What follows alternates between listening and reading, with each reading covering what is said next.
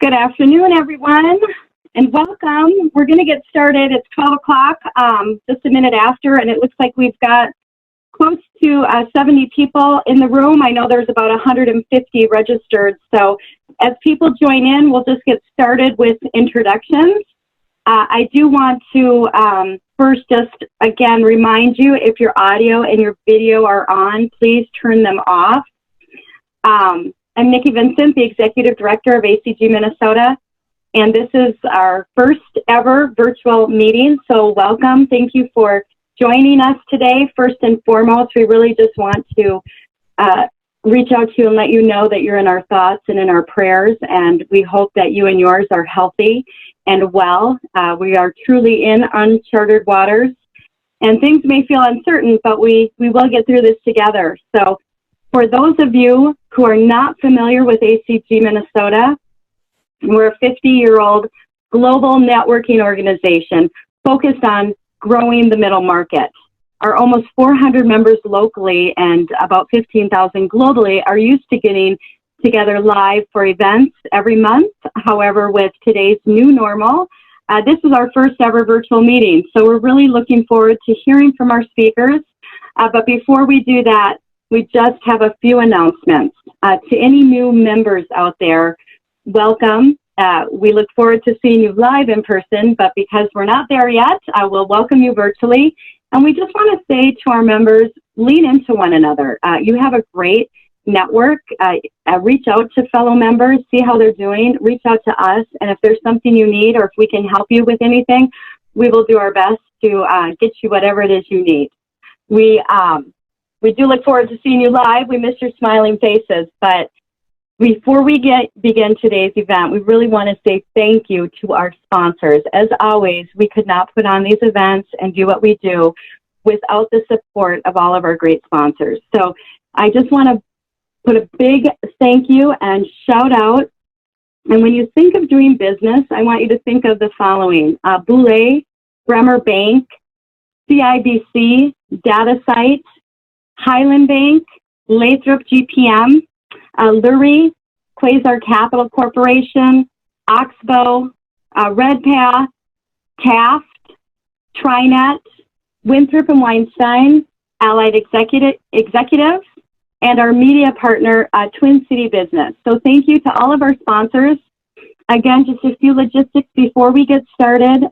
If you have a question during today's presentation, please type your question into the chat, and we will take questions throughout and at the end. So chat is available, but for those of you who don't have chat, you can text your questions to 612-242-6800. So if you do not have a chat capability or you're on a device and you can't see the chat, just text us those questions. The number is on the screen, but again, it's 612-242-6800. And with that, we are really interested in hearing what our speakers have today, but I'm going to bring on my chair of programming and a board member, Craig Ciro, who's the founder of Integrated Consulting Services, to introduce our speakers. So Craig, go ahead and take it away. Thank you, Nikki. Thank you all for joining this and our voyage here into this virtual networking world. I'd like to introduce our two speakers. First, Kim Story. She's the Senior Vice President and Director of SBA Lending at Highland, Minnesota Top 10 SBA Preferred Lender. She joined Highland in 2002 and has more than 20 years of experience in the banking industry. She also serves on the board of directors for SPEDCO, a certified development company, as treasurer, and is a member of the National Association of Government Guaranteed Lenders. Thank you, Kim, for helping us on this program. I'll also introduce Ryan Schildkraut. He's a partner in the corporate and M&A group at Winthrop & Weinstein. In addition to representing clients in connection with large M&A transactions, he also serves as counsel to dozens of closely held entrepreneurial businesses. After the CARES Act was signed into law about 10 days ago, Ryan dove headfirst into the legislation in order to guide several of his clients' payroll protection program that we'll be discussing today. He lives in Edina with his wife and 2 sons, ages 3 and 1. Hopefully there's time for that now. And working at home since mid-March. He managed to escape today and is joining us from a quiet location where there's no risk I'll be interrupted by a young toddler and go down for a nap. Awesome. We're looking forward to the presentation. And Brian, take it away. Thanks, Craig. I'm just going to share my screen real quick.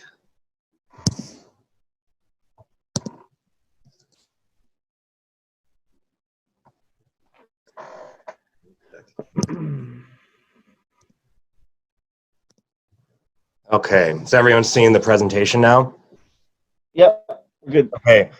Well, thanks so much, everyone, for calling in. It's good to kind of connect with a lot of you virtually.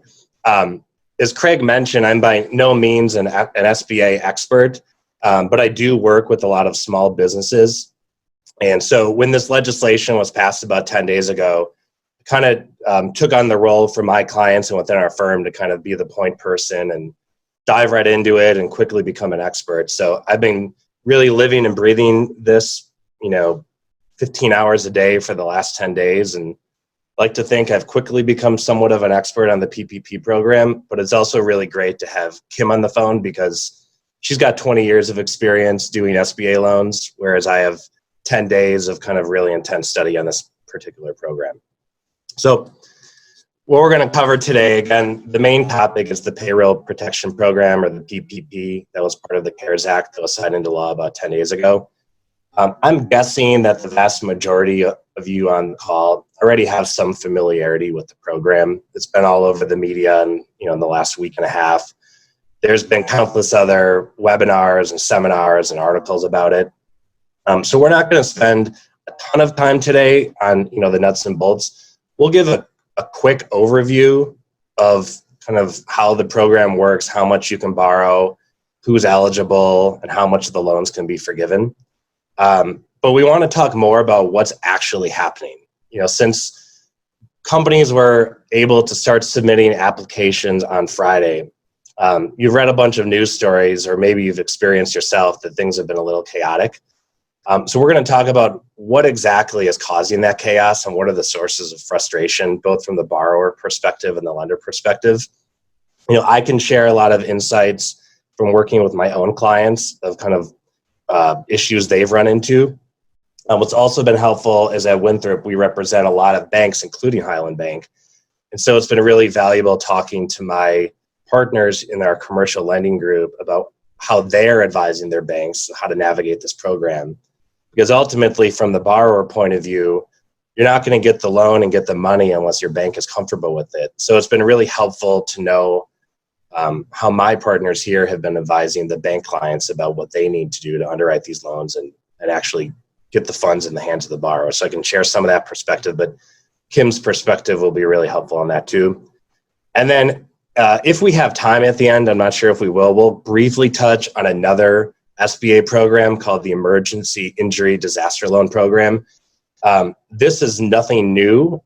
It's an existing program. It was previously in place to help people who were affected by things like hurricanes and tornadoes and other disasters. It's been slightly expanded to apply to the coronavirus pandemic. It's really not as attractive of a program as the PPP. And we'll get into a little bit of the reasons why if we have time at the end. If not, I know at the end of this presentation, Nikki will circulate the PDF, and feel free to follow up with us if you have additional questions. So on to the PPP program. Again, just to kind of give you a quick, time capsule of what's happened in the last 10 days. So the law was signed into effect on March 27th. Immediately that afternoon, my inbox and voicemail started getting blown up by clients wanting to know, did they qualify? How did they apply? Who should they apply with? And a bunch of other questions that weren't clear from the statute. On Tuesday of last week, Treasury Department released an application and a one-page fact sheet that cleared up a little bit of the confusion and added some new requirements, but still left a lot of things unclear. So a lot of my clients wanted to be first in line to get the money and get their application in. So they rushed to fill out these applications, and we had dozens of phone calls about how to answer certain questions or how to fill things out. A lot of it was totally confusing. Then late on Thursday night, we had been hoping that the SBA would be releasing some sort of guidance on how to clear up a lot of this confusion. Late Thursday night, they finally released this much anticipated guidance. I found it pretty underwhelming, and I read through it and kind of left with more questions than answered. And then to add to the chaos, they released a new application that was pretty different than the original one. So now you had a lot of people who thought they were ahead of the curve by getting their application in, not knowing if they now needed to redo it and start from scratch. And then, of course, on Friday, the floodgates opened. There's a lot of announcements and fanfares that banks were now open for business on this loan program. But as we'll get into, although banks are accepting applications, we're not aware of banks actually funding loans at this point. So with that, I'll turn it over to Kim. Kim, can you give us a brief overview of who's eligible for the PPP program? Sure. Thanks, Ryan. So as far as the size standards, so the SBA has always had size standards for different industries, and it's based on either number of employees or revenues. So they really tried to streamline this one. So kind of the catch-all is any business. Oh, you can't hear me. Okay. Let's see. Can you hear me better now? Yep. Okay, perfect. Okay, so any business with less than 500 employees is kind of the key target that we're looking at.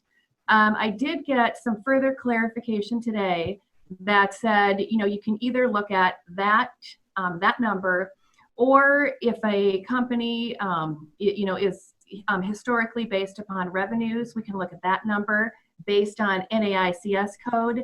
And then also there's the alternative size standard, and that's going to be any business with a maximum tangible net worth of less than 15 million, and also average net income after federal income taxes of 5 million for each of the last 2 fiscal years.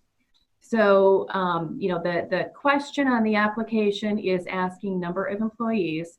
So from the bank perspective, we are having to look at the NAICS code of every company and put that into the SBA E-Trans system and kind of look to see what the size standard is for each of these companies.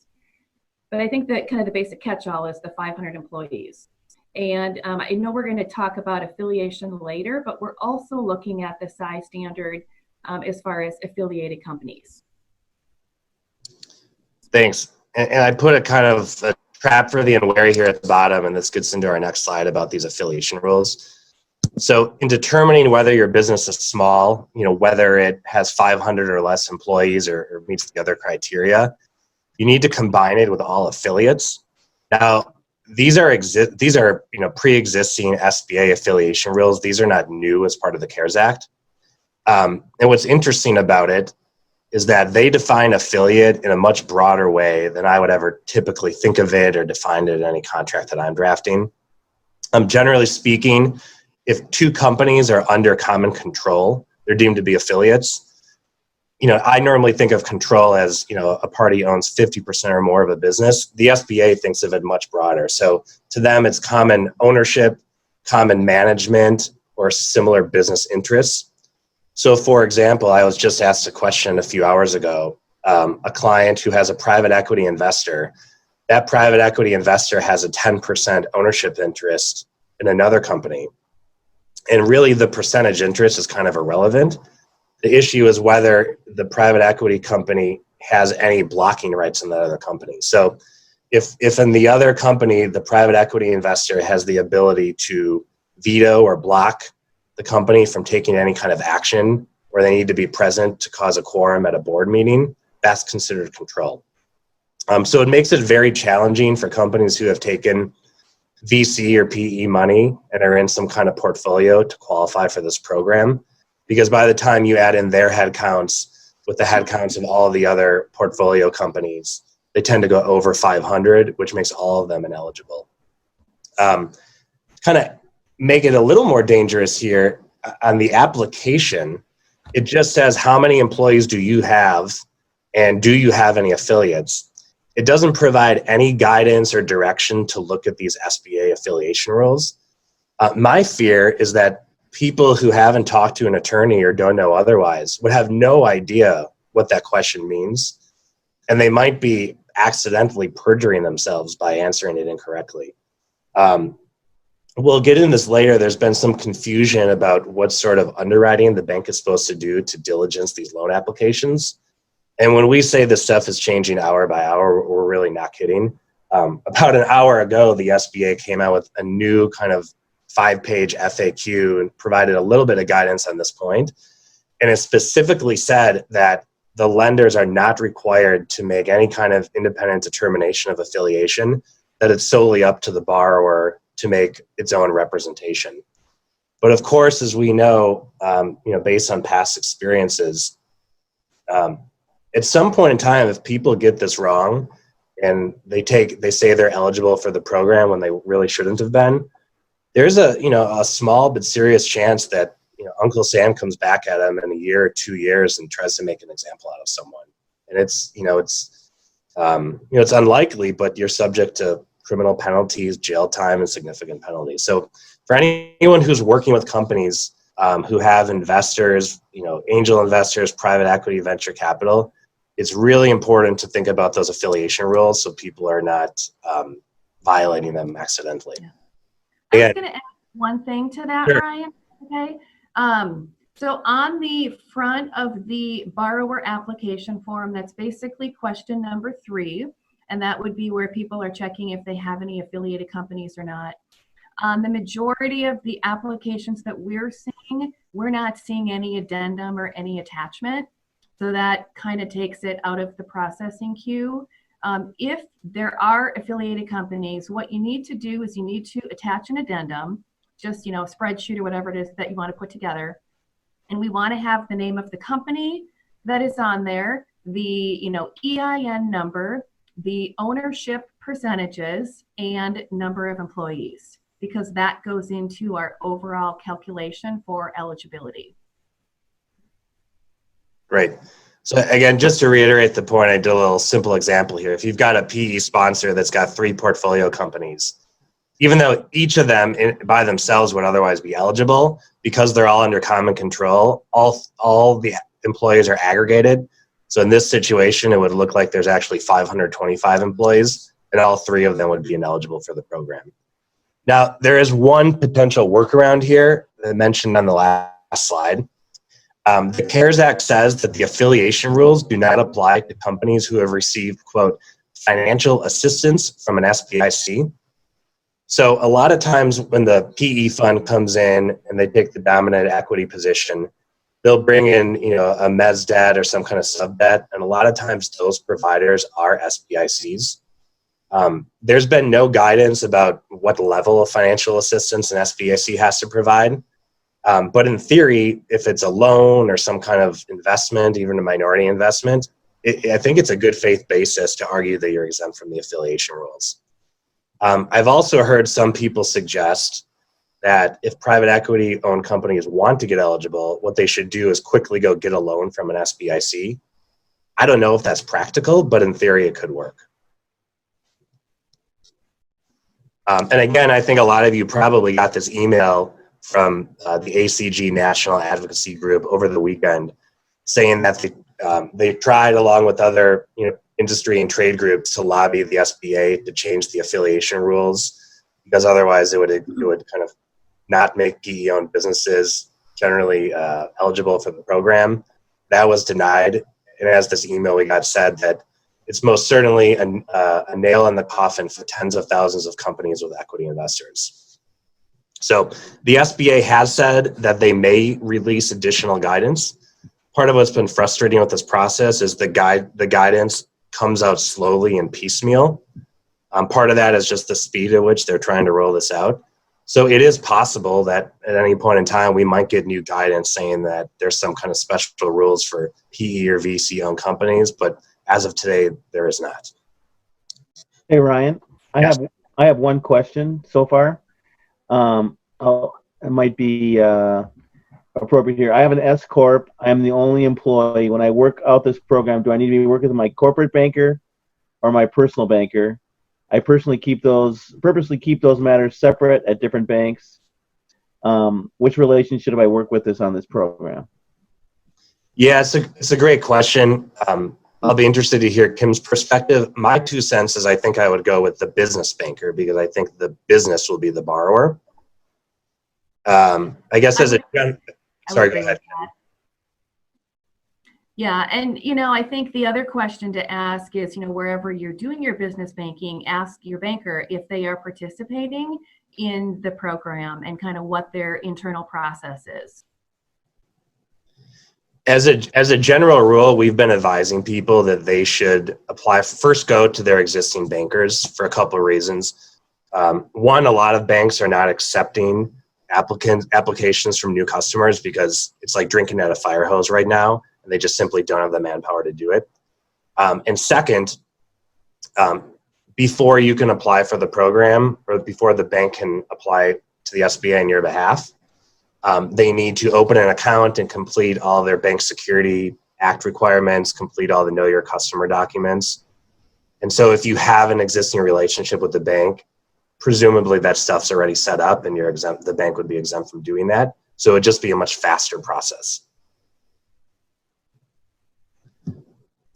All right. So Kim, can you give us a kind of the rundown of the loan terms under PPP? Yeah, so as far as the amount, the maximum loan amount under this program is $10 million, and that's, double what the typical SBA loan programs are under the 7A. So as far as calculating what each borrower is eligible for, it's going to be 2.5 times the borrower's average payroll cost. We did get some clarification this morning that borrowers can calculate their aggregate payroll cost using data either from the previous 12 months, which is a rolling 12 months from the date of application, or they can use the calendar year 2019. And that has been a big question that has been out there, and I honestly think it's been done both ways, depending on the individual company and how they chose to calculate it. So we are happy to hear that there's flexibility in how that amount is going to be determined. So basically on the borrower's application, the borrower is going to put in what their average monthly payroll is. That is going to fill over into another section, which is going to be 2.5 times that amount, and that's going to be the loan amount. The interest rate is fixed at 1%. The loan term is 2 years. All payments are being deferred for the first 6 months. Interest is accruing during that time, but the borrower is not going to be making any payments. We have not received clarification on, if there's a balance after the forgiveness period, if that is going to be, paid out over 18 months, I'm assuming. But we have not received clarification from the SBA on the note portion of this yet.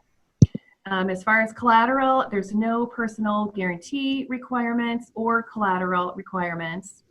The forgiveness piece, that's really going to be a separate application process. And how we are determining that is from the date that your loan is being advanced. There's kind of an 8-week window. So the forgiveness piece and the documentation that's going to be required that the bank is going to have to receive is going to be the same payroll information that we looked at from the beginning, just for that 8 weeks.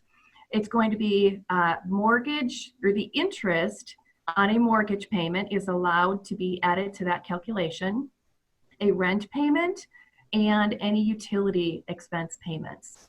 The key is that 75% of that must be payroll costs. So there is another caveat here. Reductions in staffing and employee compensation may reduce amount of forgiveness. We have not received further clarification on exactly what that means or what that reduction would look like. I think the key takeaway here is that the majority of this money should be used for payroll, and timing might be a consideration for a company. If they are, not open because they're in a certain industry that is forced to be closed, they may want to apply for a loan number and then kind of get that funding secured and then wait until they are able to open up and then kind of start their 8-week window at that point. So they can, take that payroll into consideration. Yeah, when you look at the literal language in the CARES Act, it says that if the company reduces the compensation of even one employee by more than 25% during the period, that their forgivable amount is now subject to reduction. So I'm hoping to get more guidance on exactly what that looks like.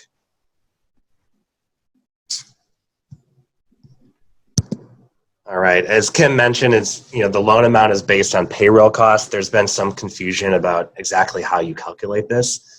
So I'm kind of included here 2 columns, what's included and what's excluded. Included is, salary, wages, commissions, paid leave, so things like PTO, vacation, parental leave, benefits, and state and local taxes. Excluded is any cash compensation over $100,000, payments to independent contractors, payments to non-U.S. residents, and the federal tax withholdings that the employer makes on behalf of the employees. 2 points. The cash compensation piece was actually just clarified about an hour ago.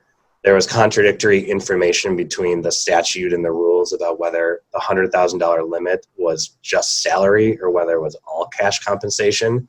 They clarified this morning that it's all cash compensation.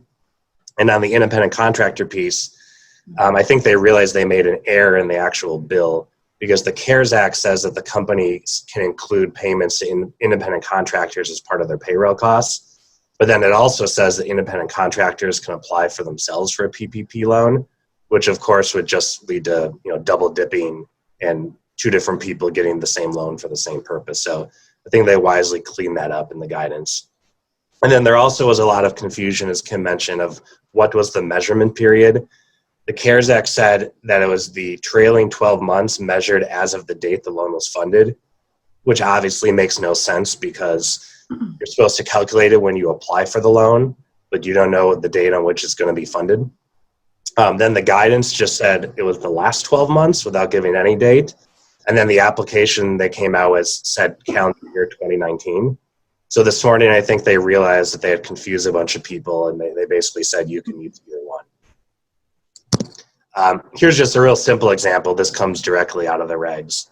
So if a company has a annual payroll costs of 1.5 million. First, you subtract out compensation that went to executives north of 100,000. So let's say this company had $300,000 of excluded comp. So now their annual payroll cost would be 1.2 million. Divided by 12, you get to 100,000 monthly. Multiply by 2.5, and your loan amount is $250,000. I've fielded tons of questions from people in unique situations. So, for example, what happens if your company has rapidly grown over the last 12 months, either organically or through an acquisition, and the number of employees you have today is much higher than what you had a year ago. So now when you calculate the average, are you kind of shorting yourself? There is some guidance, I think, that's still confusing about how you might be able to annualize your current employee number. But if anyone's in that particular circumstance, reach out to a lawyer, accountant, or a banker to really talk through it to make sure you're really, maximizing the loan proceeds as much as possible. All right, so then kind of the real highlight of this program is that a huge portion of the loan, if not all of it, in some instances is forgivable, meaning it's not really a loan, it's just a direct grant or subsidy right to the business. So Kim, talk to us about how that works and what's the process for getting your loan forgiven. So, like I mentioned, there's really kind of a separate application process for this. You're going to go to the lender that, funded your original loan, and you're going to submit that application. So it's really going to be a lot of the same information that went in on the front end. It's just going to be it's just going to be covering that 8 weeks after you received funding. So we're going to need to, verify the number of FTEs that you employed during the relevant period and any compensation that you paid them. It doesn't necessarily need to be the same person. I know I've had that question before. It's really just based on full-time employees. And then also verification of payments of any mortgage, interest obligations, or rent or utilities. And just to remind everyone again, that 75% of that needs to be for the payroll, and the other 25 can be for those other miscellaneous expenses. And then what the lender's responsibility is that we are supposed to be looking through that information and giving a decision on the amount of forgiveness within 60 days of receiving a complete application. And we are still waiting for clarification on, I'm assuming we would pool groups of loans together when we've made those final approval decisions and submit them to the SBA probably at a certain time frame.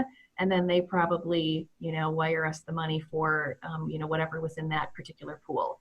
So there's, a lot of information that we are still waiting on for guidance for us to be able to, roll out the entire program from front to end. And if there's a loan balance that is remaining after the application of the forgiveness test, then the SBA will continue to guarantee it 100%. And my assumption is that the payments will be made over the course of the 18 months or the term that is left on that loan. Kim and Ryan, there's a couple other questions. Sure. First one is, so we can or cannot include shareholder distributions under included payroll costs? My assumption would be up to $100,000. That's the only clarification that I've gotten on that as far as what is compromised in that number. Is that your interpretation, Ryan? Yeah, I would say it's I believe it's still unclear. So again, I would, in someone in that circumstance, I can't give them a definitive answer. I would just encourage them to talk to their lender about it. Right. Okay, next one is, what happens if the 8 weeks of expenses that start on origination date go into July or August? Is this permitted with the coverage period of the PPP program going through June 30, 2020? I can answer that one. My interpretation of that is the time period through the end of June is really for the application. I mean, we have to get applications and funding prior to June 30th, although I do believe the funds will run out before that time. What we are talking to our clients about is we're kind of wanting a time frame for when they think they want to close, and there's really no limit on that. You can easily go into July and August, but I wouldn't close on the loan and accept the funds until you do have payroll to pay. And then you can start that 8-week window from that point in time. I agree. The June 30th is the deadline for applying. It's not the deadline for the 8-week period. Okay. I have 2 more. Is a separate bank account or general ledger account required or recommended for record keeping documentation of qualified uses of funds to qualify for forgiveness? I know we talked about this yesterday, Ryan, and I don't necessarily think it's required, although I think we agreed that it is a good idea and a good way to track that. Some clients have payroll automatically coming out of their account. So it kind of depends on how you have your account set up. But for, certainly some of these larger transactions that we're doing, it would be another form of documentation. I agree. It's not required, not really even contemplated by the statute or the rules, but I think it's a good idea. And I've been hearing that a lot of banks are requiring borrowers to do it. It kind of gets into this next slide. How exactly where do the loan proceeds come from? I mean, you read the news stories and they talk about Congress appropriating $349 billion for this program. And it makes it seem like, the Treasury, the federal Treasury and the SBA are just sending out the funds. That's not how it works. The $350 billion is just kind of the backstop for the guarantees. The individual banks have to fund these loans with their own liquidity. And then they can seek reimbursement later on from the SBA. As Kim said, it's a little unclear exactly how they do that. There's a concept contemplated in the statute that at the end of every month, they can submit a report to the SBA with the expected forgiveness amount, and the SBA will then reimburse that to them with some kind of true-up later on. That's really unclear how it would work. But for any portion that's not forgiven, the bank still has to kind of carry that paper for the 2-year period, then try to collect it, and only if they can't collect it, can they then go to the SBA and present their guarantee. Well, what I think is going to happen is all these loans are going to come due at the same time because they're all being issued within a few-week period. And you're going to have thousands of banks lining up with millions of loans to the SBA saying, here's our loan, the borrower didn't pay, give us our money. I just don't know administratively how long that's going to take for the banks to actually get made whole.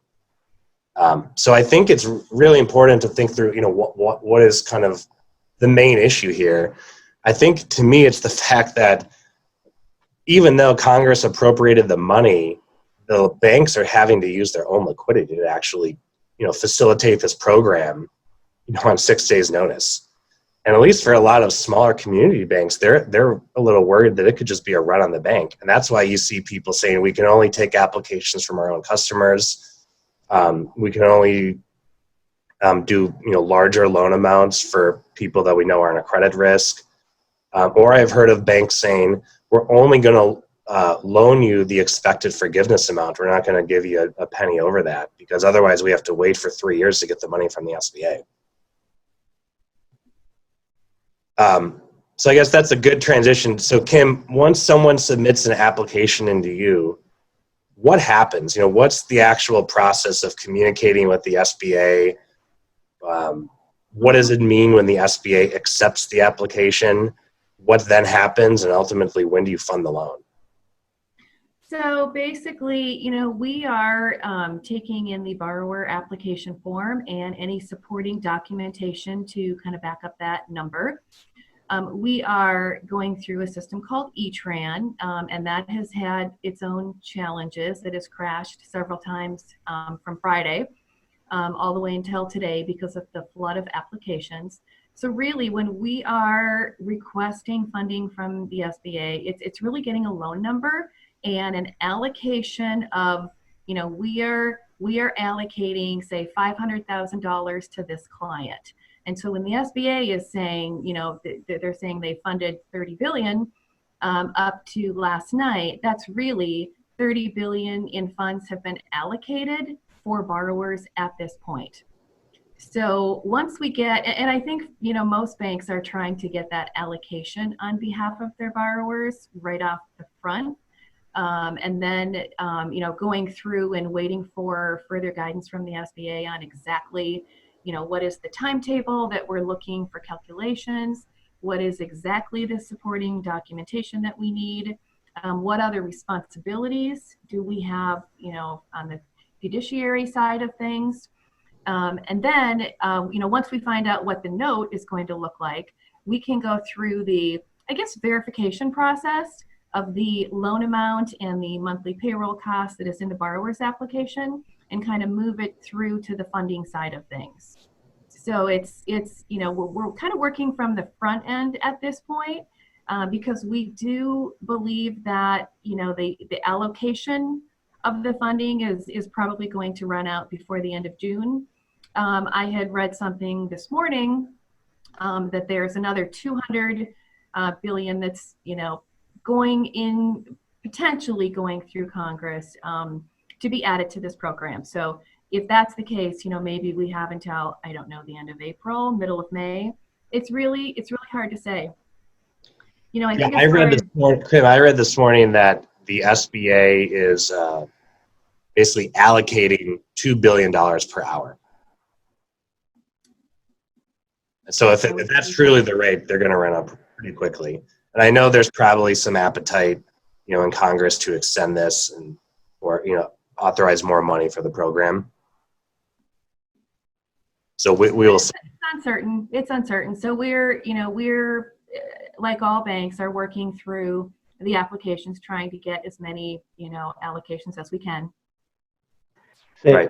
Ryan, question. Have you heard of any other local banks actually funding these loans yet? I have not. I am not aware of any client that I work with or any bank that we work with who's actually funding the loans.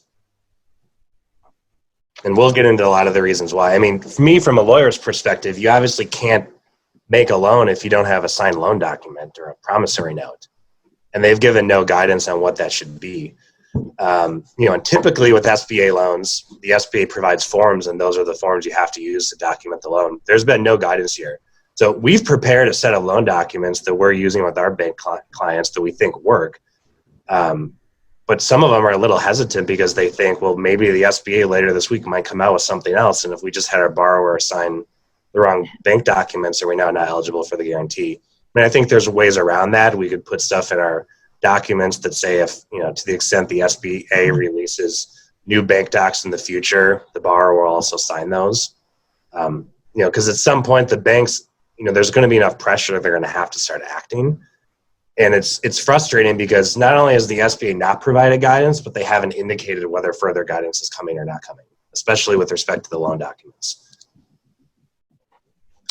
Of course, Kim and I have talked about this. A lot of what you read in the media is a little misleading on this program and this funding issue. So, on Friday when I knew all my clients were submitting applications, I was, going to online sites and Twitter trying to see what's being reported.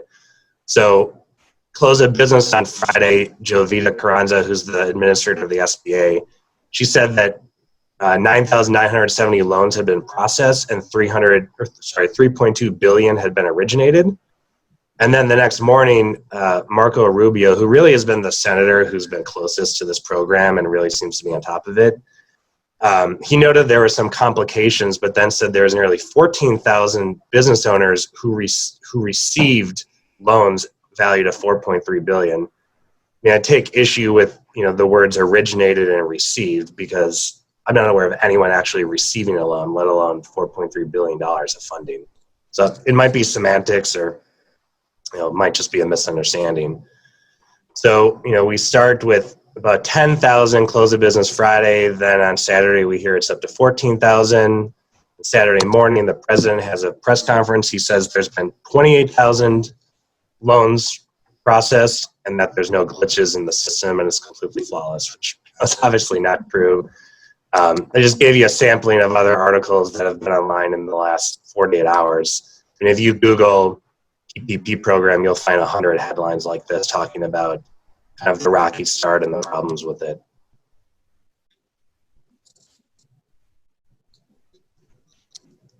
So what's causing the chaos? Maybe I'll take kind of the borrower perspective and we'll get Kim's perspective on the lender perspective.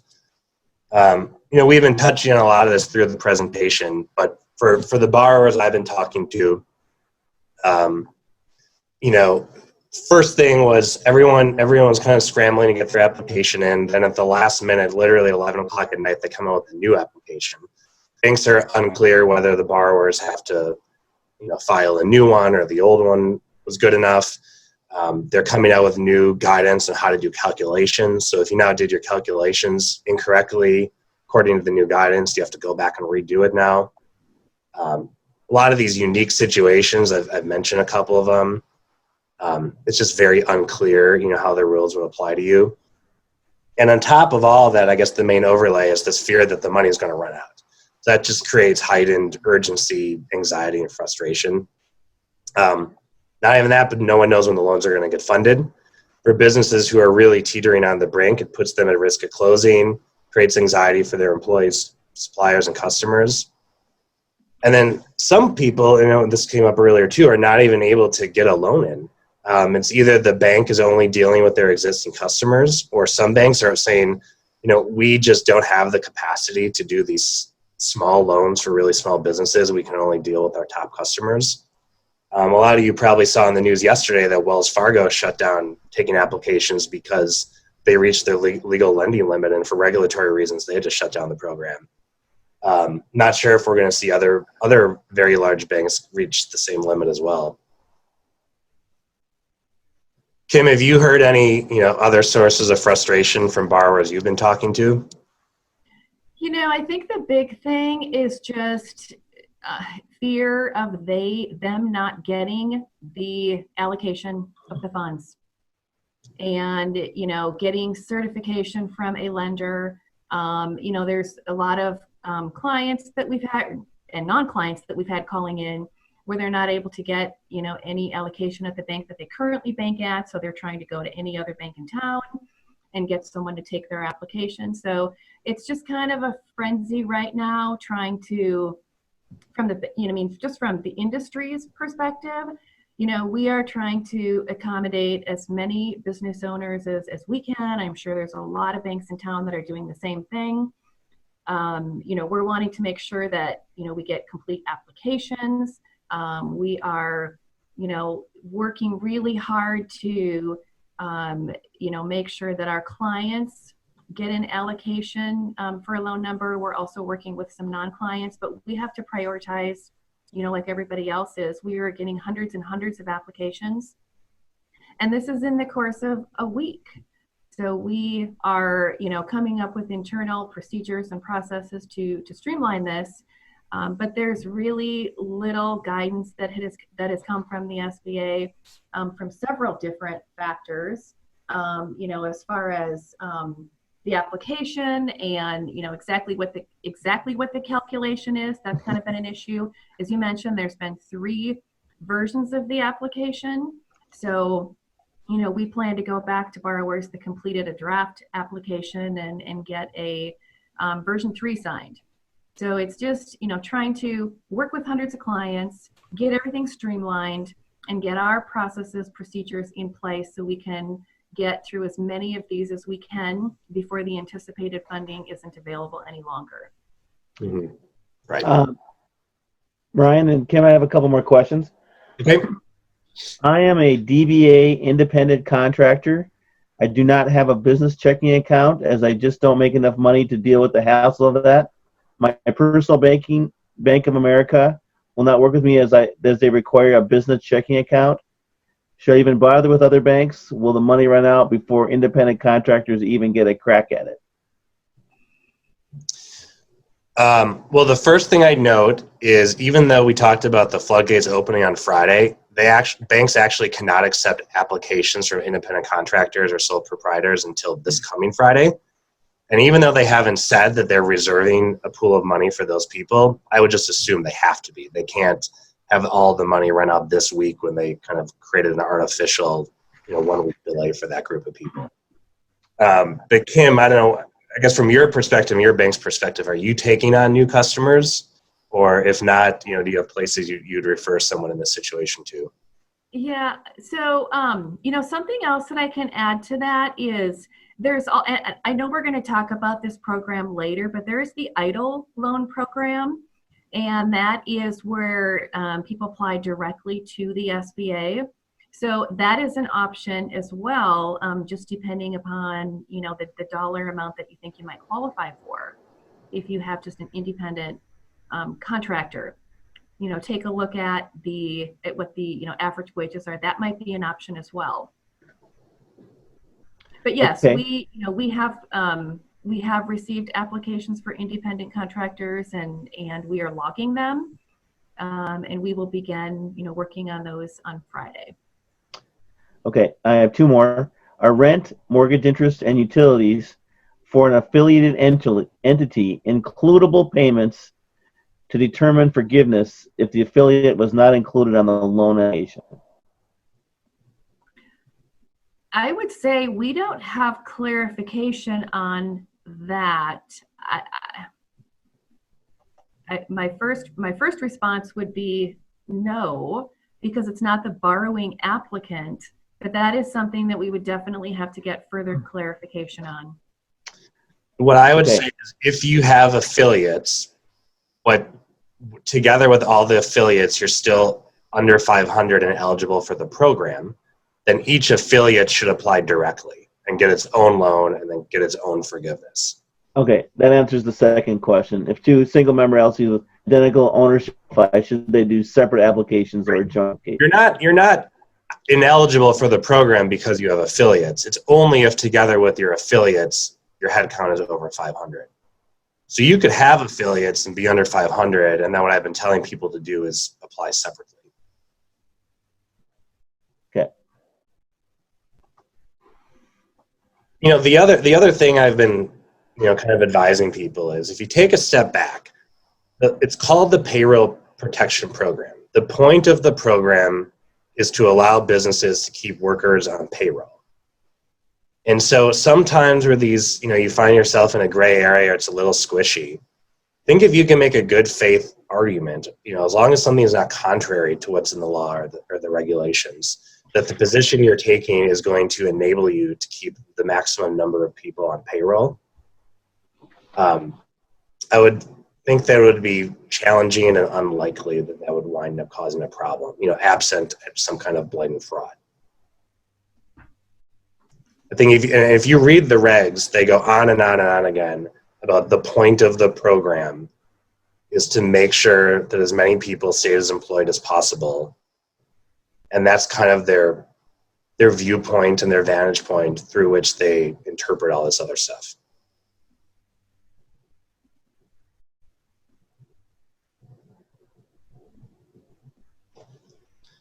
All right. So again, why are borrowers frustrated? The biggest thing is they don't know when they're going to get their money. And so they get upset with the lenders. Well, the lenders are kind of frozen because they're not getting sufficient guidance from the SBA. So I'm going to run through quickly here stuff that I've heard from banks I've talked to, or through my partners here at Winthrop who work with banks. And then we'll get Kim's perspective on it. First of all, there's the funding and liquidity issue that I talked on earlier. The whole idea that the banks have to fund this with their own liquidity. We've hit on this ad nauseum. The guidance has been slow, piecemeal, and confusing from the SBA. We don't know if and when we're even going to get more. Underwriting requirements are still somewhat unclear.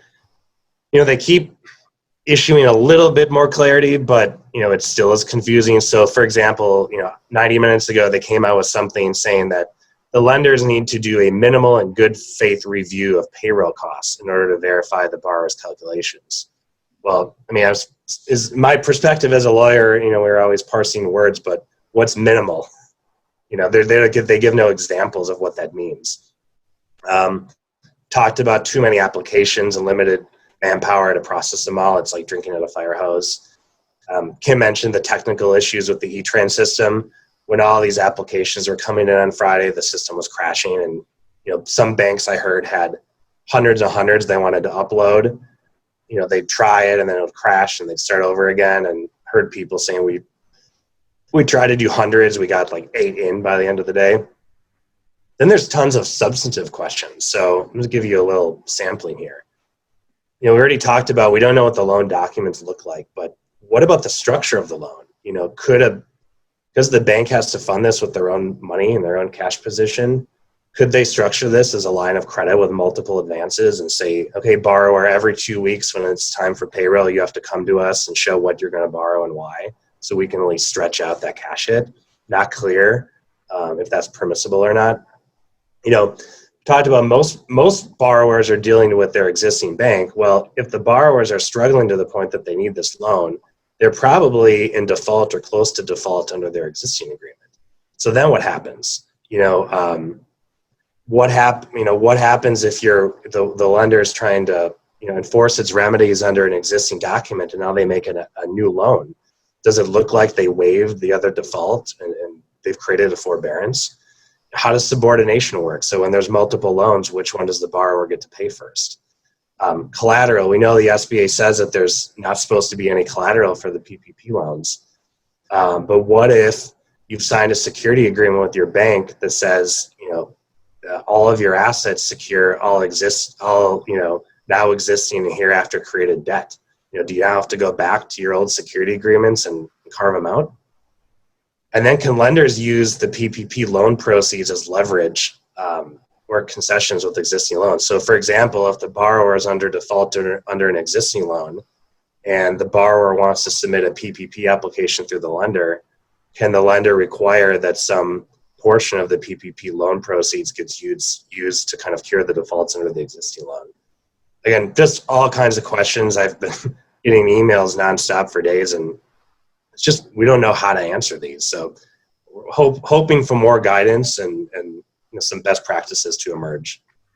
Hey, Ryan, one other question. If I have already applied for disaster loan directly from the SBA? Should I also apply for PPP? Yeah, we'll get to that in a sec. The short answer is yes, you can get both, but they have to be used for different purposes. Okay. So Kim, what about specifically at Highland Bank? What are kind of the pressure points that you guys have been dealing with in the last few days? You know, we're just really trying to look, you know, kind of pre-plan, anticipate when we do get further guidance, because I really do believe that there's going to be some, you know, more guidance coming out this week. I am calling into a national SBA call at 2 p.m. today. And I think that was timed because I think there's probably going to be some additional information coming out. You know, in comparison to the other SBA lending that we do, this really should be a minimal documentation on the backside. You know, we're waiting for guidance on the note, but obviously there's no personal guarantees, there's no security agreements. So we are anticipating, as I think other banks are, that, you know, once we get the front end taken care of and do our analysis piece to confirm all of the numbers, that the back end side of things we should be able to stream that a little bit easier. So that's really, you know, that's kind of really what we're looking at, is just trying to make sure that we have a process from front to end. We are pulling in all sorts of additional resources within the bank, and I'm sure other banks are as well, just to make sure that we can, you know, have enough people to kind of go from front to end on this. And the other thing that we really want to focus on with our clients when we're closing on these is the forgiveness piece. You know, we want to be able to send them with information and keep them in the loop, you know, put updates on our website for clients that have, you know, PPP loans through us. So there won't be any confusion on the back end. And I think streamlining that will hopefully help out as well. People really just want information.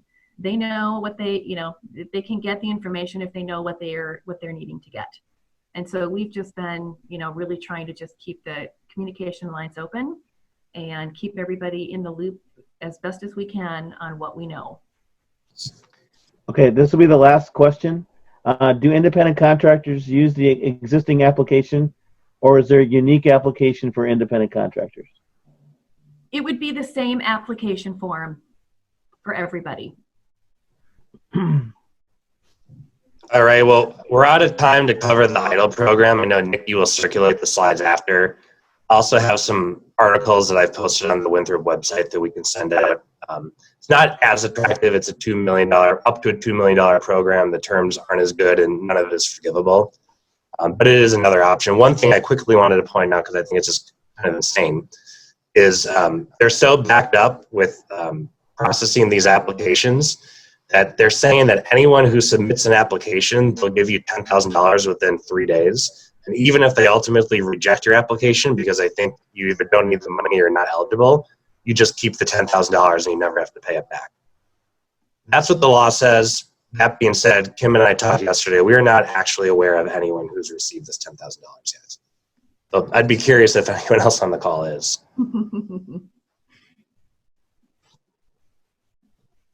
Any other questions?